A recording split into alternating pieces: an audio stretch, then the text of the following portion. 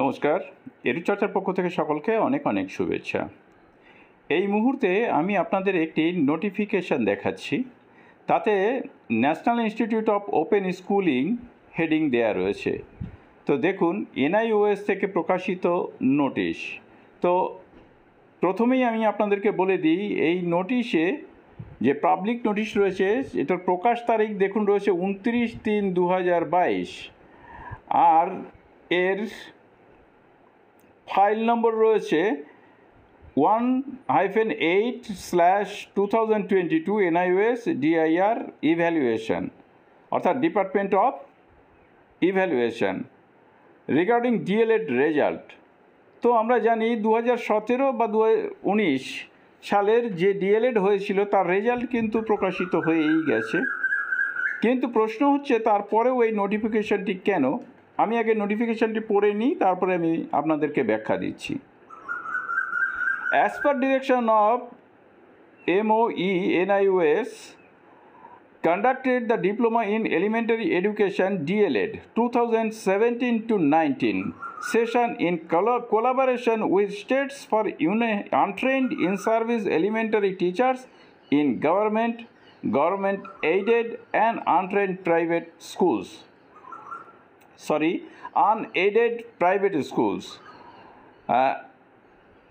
নির্দেশ মোতাবেক অর্থাৎ MOE NIOS কন্ডাক্টেড কী করেছিল না, ডিপ্লোমা ইন এলিমেন্টারি এডুকেশন যারা ইন সার্ভিস টিচার রয়েছেন তাদের জন্য পরিচালনা করেছিল। কাদের না, সরকারি স্কুল, সরকার পোষিত স্কুল এবং সরকার সাহায্যপ্রাপ্ত নয় এমন বেসরকারি স্কুলের টিচারদের জন্য, আনট্রেন্ড টিচারদের জন্য।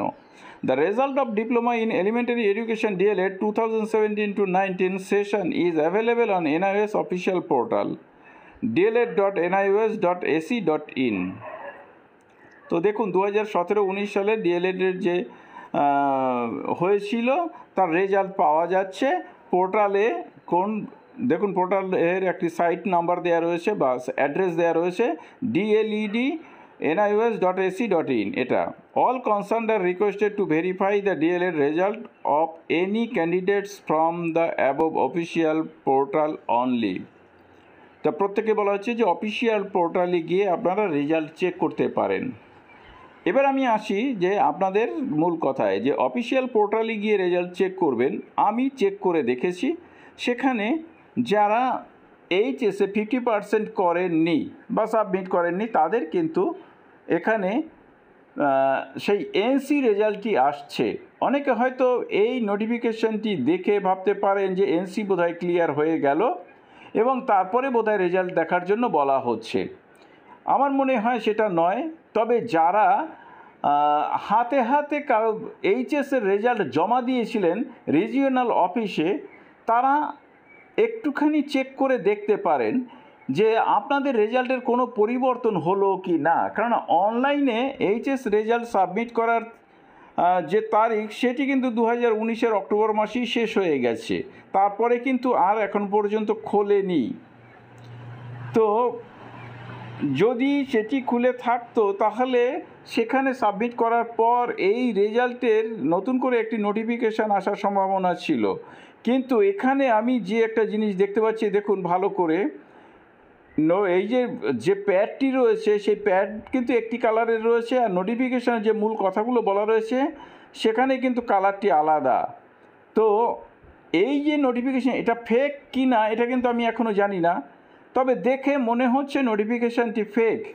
তারপরেও আপনাদের প্রশ্ন জাগতেই পারে যে ফেক হলে আপনি তাহলে নোটিফিকেশানটা নিয়ে ভিডিও করলেন কেন। তো আবারও বলছি, যেটি ফেক কিনা আমি বুঝতে পারছি না। তবে অন্য কোনো ওয়েবসাইটে আপনারা যাবেন না রেজাল্ট দেখার জন্য, শুধুমাত্র আপনার deled.nios.ac.in এই ওয়েবসাইটে গিয়ে আপনারা একবার রেজাল্ট চেক করে দেখতে পারেন। তো সেখানে যারা ওই এইচএসের 50% প্রাপ্ত নম্বর সম্বলিত মার্কশিট জমা দিয়েছিলেন, কারণ কিছুদিন আগে কলকাতাতে কিন্তু এগুলো জমা হয়েছিল, তাদের কোনো পরিবর্তন হয়েছে কি না সেটা জানানোর জন্যই কিন্তু এই ভিডিওটি আমার করা।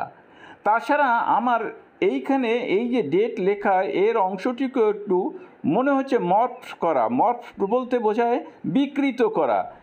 এখানে ডেটটির একটি কাগজ হয়তো এখানে ছাপিয়ে বসিয়ে দেওয়া হয়েছিল, পুরনো কোনো নোটিফিকেশান তার উপরে হয়তো এই ডেট লিখে এরকম করে এই নোটিফিকেশানটি বাজারে ছাড়া হয়েছে।